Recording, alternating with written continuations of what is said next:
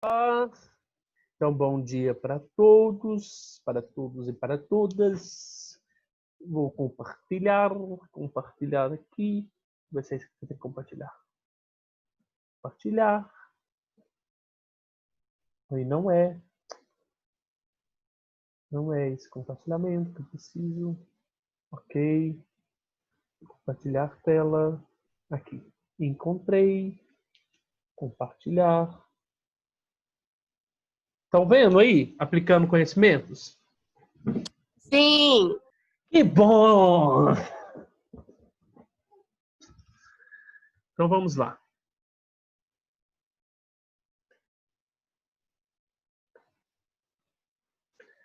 Então, na semana passada, nossa senhora, o trem que me dá raiva. Vamos lá. Gente, o trem que eu queria. Ó, semana passada eu dei de dever para vocês sobre Nietzsche, né? Mas semana retrasada eu não corrigi as atividades de vocês. Inclusive, vocês têm, né, o gabarito aí, mas é bom a gente falar um pouco sobre a prática, né? Quer dizer, vocês fazem uma coisa e a gente pratica aqui na... Então, ó, primeira questão que eu coloquei no dever de vocês, de semana passada, não foi? Não, retrasado. Retrasado eu vou falar sobre as de Kierkegaard primeiro. Depois as de Nietzsche, a gente vai, se der tempo, a gente fala, mas a de Schopenhauer também eu não corrigi não, né? Não falei não, falei? Acho que não, porque a de Schopenhauer essa semana passada, não. A de Schopenhauer que eu ia dar falhou, né? Falhou o dia da internet. Aí o dia, na segunda aula que eu dei para vocês, era para corrigir o Kierkegaard, eu corrigi eu corrigi o... Ô, gente, eu corrigi o... Corrigi não, mentira, eu dei a aula de Nietzsche. Vocês lembram? Que foi semana passada? E agora nós vamos... então para o Kierkegaard primeiro. Depois, se der tempo, a gente corrige as do Nietzsche. Então, leia as afirmações abaixo a respeito da obra do filósofo Søren Kierkegaard. Então, para a gente lembrar um pouquinho de Kierkegaard, Kierkegaard é um filósofo dinamarquês, tá? Foi um filósofo que eu estudei para fazer meu TCC. E esse filósofo dinamarquês, ele na vida dele, ele achava que ele carregava sobre si a culpa, né? De ter do pai ter quando ele era jovem, o pai do Kierkegaard, quando era jovem, ele negou Deus. Ele se revoltou contra Deus, porque Deus tinha levado a esposa do Kierkegaard. Então, o Kierkegaard ficou revoltado. Não, Kierkegaard não. O pai do Kierkegaard ficou revoltado. E começou, então, a revoltar-se contra Deus, a injuriar-se. Ele foi até no monte lá e começou a falar mal de Deus e tal. Cadê aquela técnica? Tem uma coisa aqui, tem mais. Pausar, interromper a gravação, desabilitar, anotação. Então, o Kierkegaard ele era um cara que achava que ele tinha que carregar a culpa. Ele que tinha que pagar aquilo que o pai fez. Né? Imagina você hoje, né? Imagina você querer pagar a culpa do que os outros fizeram de errado. Né? Você não tem culpa de nada. Então, ó. E aí, o Kierkegaard também ele foi uma pessoa muito... ele foi contra o pensamento idealista de Hegel, por isso que ele veio depois de Hegel, porque Hegel acreditava, dava muita confiança na razão. Né? Quando a gente fala confiança na razão, fala que todas as coisas que nós entendemos, né? Tudo é movido por uma razão, né? Ele vai falar o tal espírito absoluto, né? O homem ele chega ao espírito absoluto quando ele atinge os níveis da razão. E o Kierkegaard vai falar, o homem atinge essa maturidade de vida quando ele não atinge o nível da razão, mas o nível subjetivo. Então, por isso que é uma filosofia subjetiva do sujeito, que trabalha com o ser humano em si, trabalha as problemáticas que são relacionadas à vida do ser humano, como angústia, desespero, né? A vida, sentimentos, tá? Então, a filosofia sempre quis trabalhar, entender o homem como um ser racional, né? Como um homem possuidor do conhecimento, um homem que conhece. E aqui não. Você pode ver, aqui não. Aqui nós estamos trabalhando com filósofos, né? Que agora vai trabalhar com aspectos do cotidiano, da vida do homem. Tá claro isso? Pietro, Maria Laura, Ana Clara, que estão aparecendo para mim. Não sei mais quem está aqui. Tá claro isso? Ana, Larissa, Camila, Pedro, Otávio, iPhone do Paulo. Paulo tem iPhone, hein? Pietro, Ana Clara, Tiago, Vitor, Roberta, Matheus. Matheus? Nunca vi Matheus. Não. Felipe Matheus, tá. Então você está entendendo? São pensadores que vão contra a corrente racional. São pensadores que querem compreender a existência do homem, né? A sua essência, né? As suas experiências de vida. Então, por isso que o próprio Kierkegaard fala que a gente vai compreender essa maturidade, essa maturação do homem a partir das experiências que ele pratica na sua vida. Por isso que ele precisa passar por 3 estágios, que é o estágio ético, estético e religioso. Inclusive, eu gravei uma aula diferenciada, mas não postei ela. Porque eu colocava muito aspecto, né? Eles acharam que eu coloquei muito aspecto, muito acento nessa questão estética do homem do prazer, né? O homem que busca o prazer.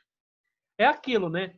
Esse prazer, esse homem estético é aquele homem que, ou aquela pessoa que vai numa festa e bebe tudo, né? E acorda no outro dia sem saber onde ela estava, com a maior ressaca moral e corporal. Então, quando ela sente essa ressaca, né, esse arrependimento, é aquilo que a gente experimenta nas possibilidades da nossa vida, de escolher qual caminho eu devo percorrer.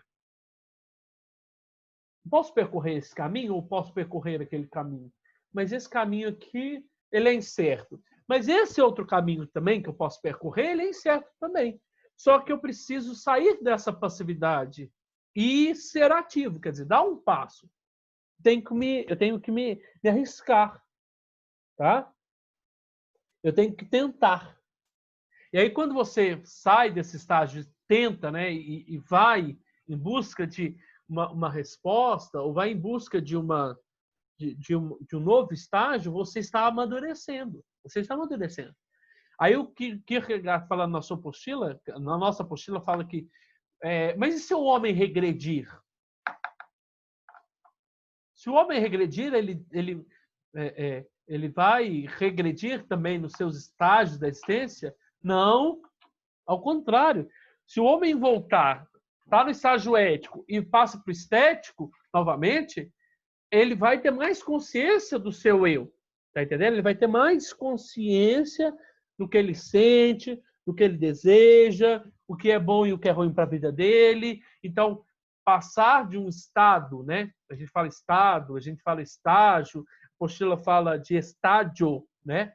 Passar de um estádio para o outro, né? Como se fosse coisas separadas, um estádio do Mineirão, um estádio do Formiga, o estádio, quer dizer, está tudo separado, é um separado do outro.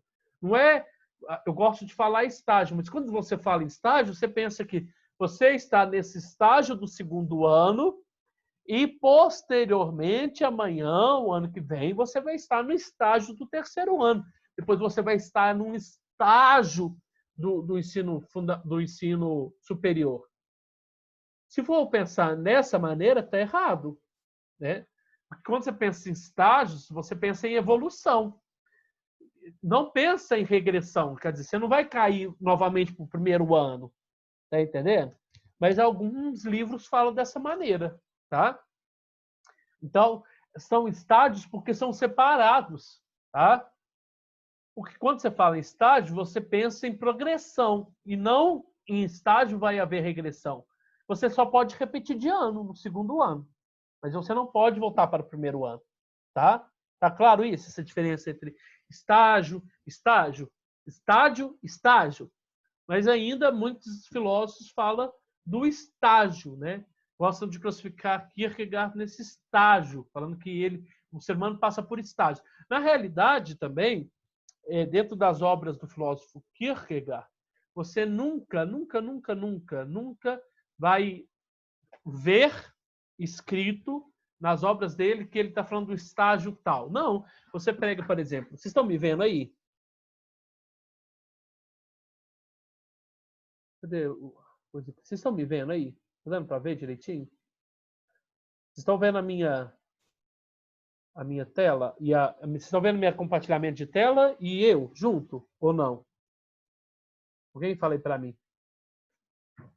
Sim. Então, por exemplo, eu vou pensar só um segundinho. Eu vou pegar um livro aqui, por exemplo. Eu tenho vários livros de Kierkegaard, só um pouquinho.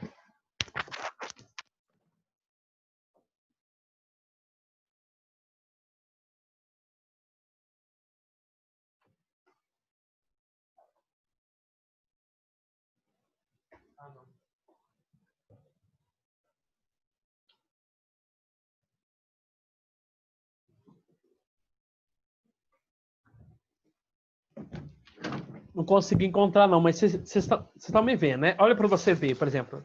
Eu vou desembalar. Eu queria me ver. Cadê eu? Não tô conseguindo me ver aqui, não.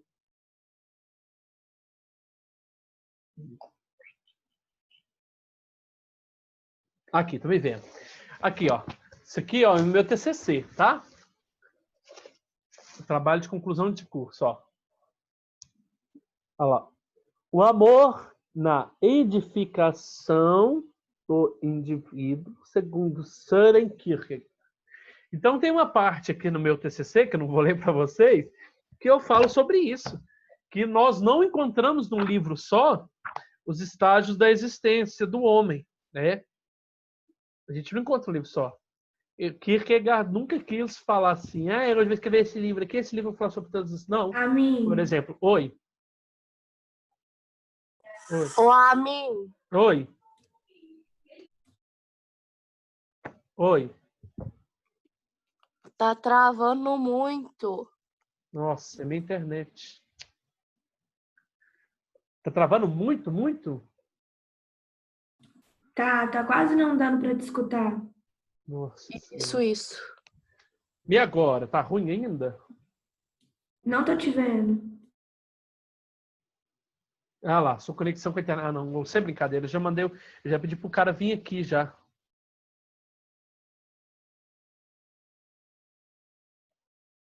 Tá difícil, não tá?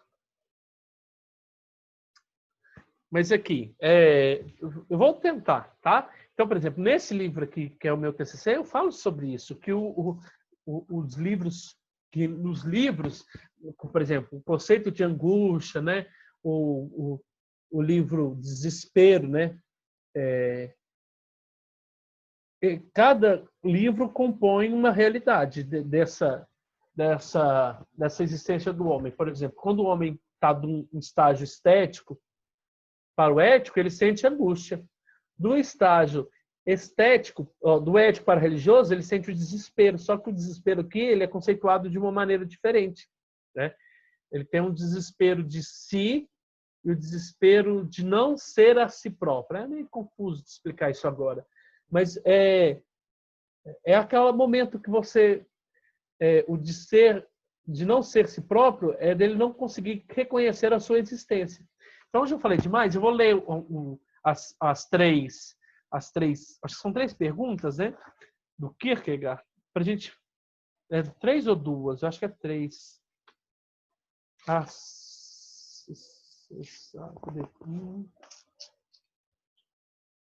Não, acho que são só 2, né, que eu pedi. Estava aqui marcado. Ah, tá. Era uma aberta. Número 5 era aberta. Tá? Mas vamos ficar nessas 2 questões aqui.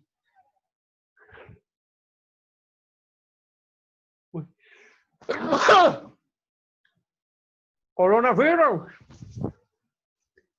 Leia as informações abaixo a respeito da obra do filósofo Søren Kierkegaard.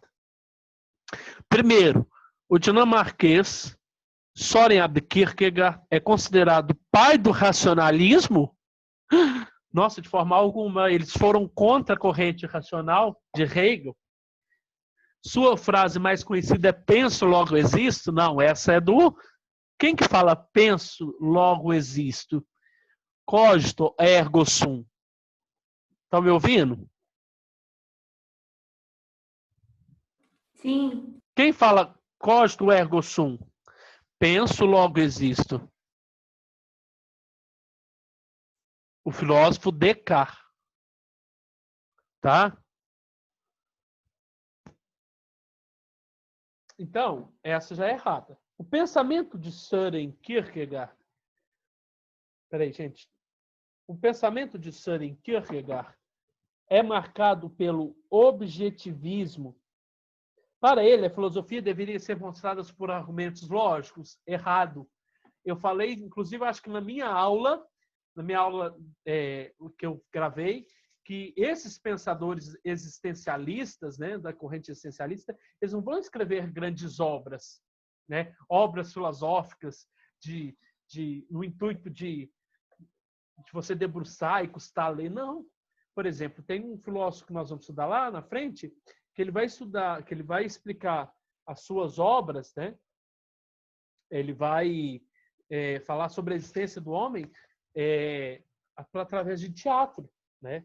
Através de poemas, né?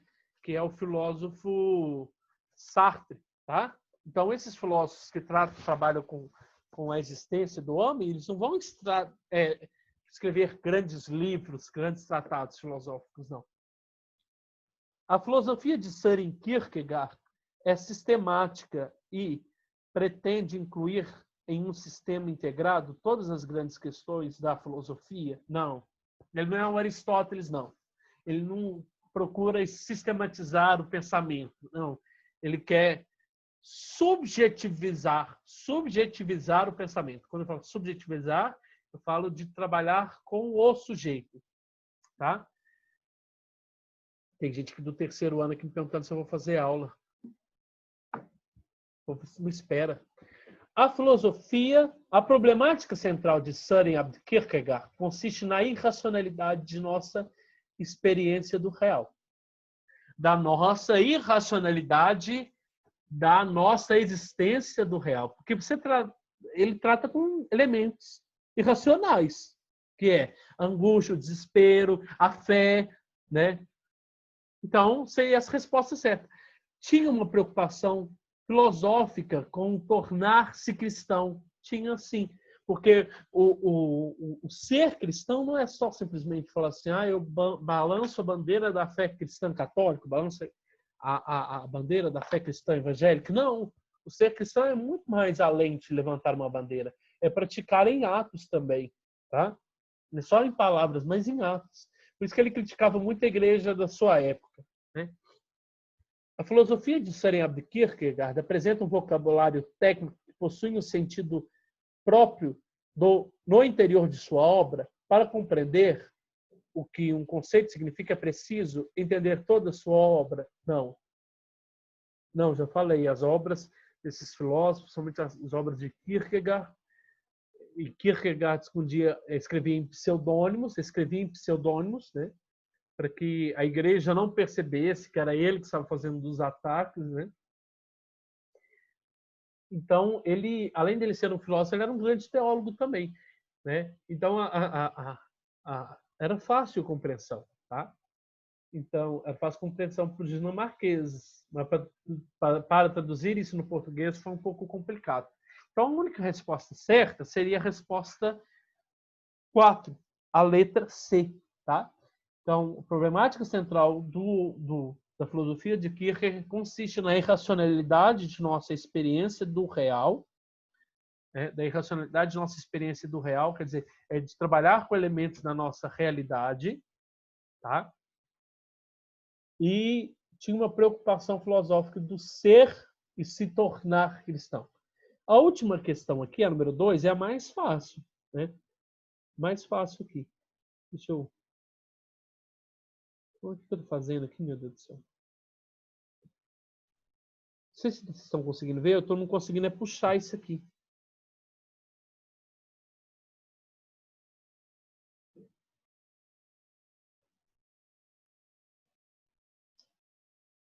Tá. Vocês estão vendo a número 2 aqui? Eu não estou conseguindo puxar a tela. Vocês estão me... Olha lá, estou parecendo só um pincelzinho. Não quero pincel. Pronto, mouse. Ah, encontrei. A 2 tá só um pedaço dela, até a letra C. Ah, pronto, 2. Olha lá. Agora eu vou de uma... Agora lá, eu mexo no trem, o trem vai demais. Oh, meu Deus do céu, me ajuda, Jesus.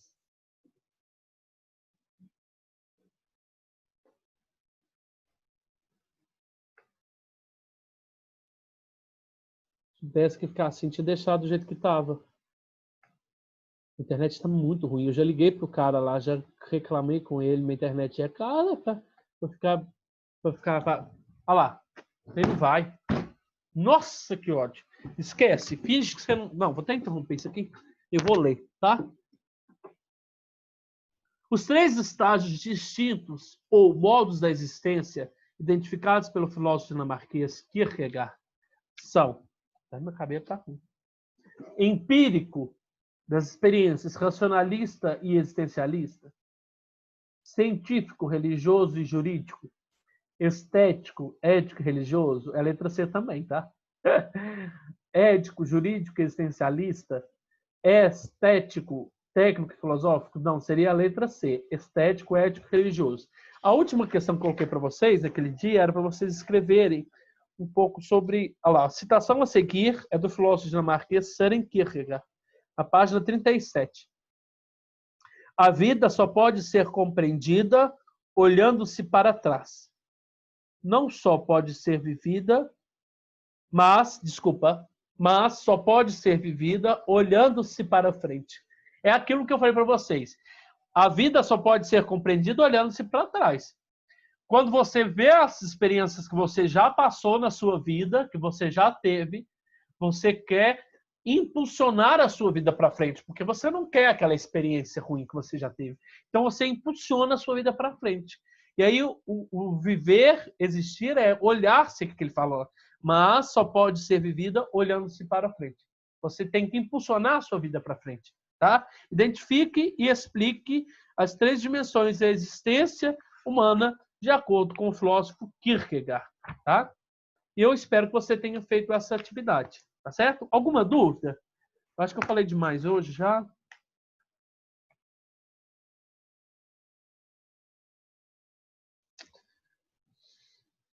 Alguém quer falar alguma coisa?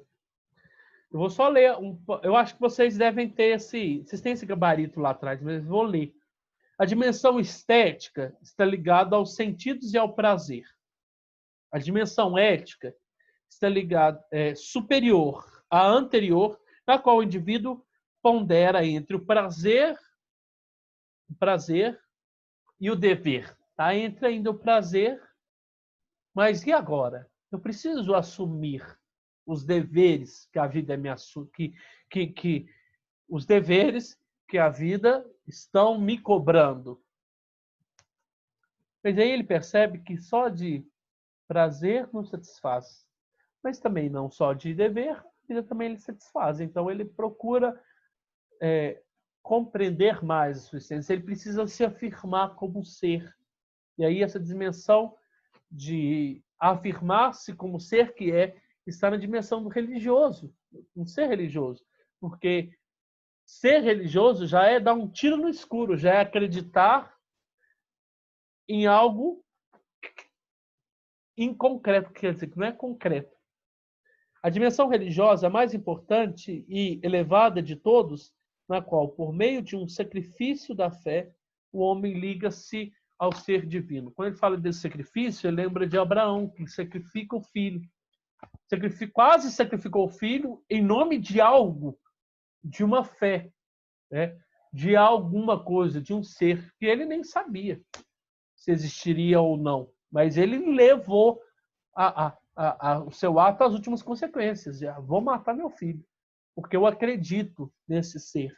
Então, o acreditar na fé também dá acreditar em Deus, acreditar em alguma coisa, também é dar um passo diferente. Tá? Então, eu vou encerrar a ligação, a nossa videochamada. Tá? Desejo a todos um bom dia. Fiquem com Deus. Alguém quer falar alguma coisa?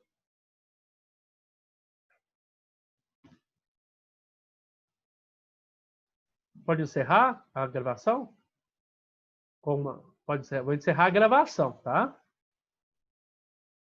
Vou encerrar Não, a tá gravação. tranquilo mesmo. Vou interromper a gravação.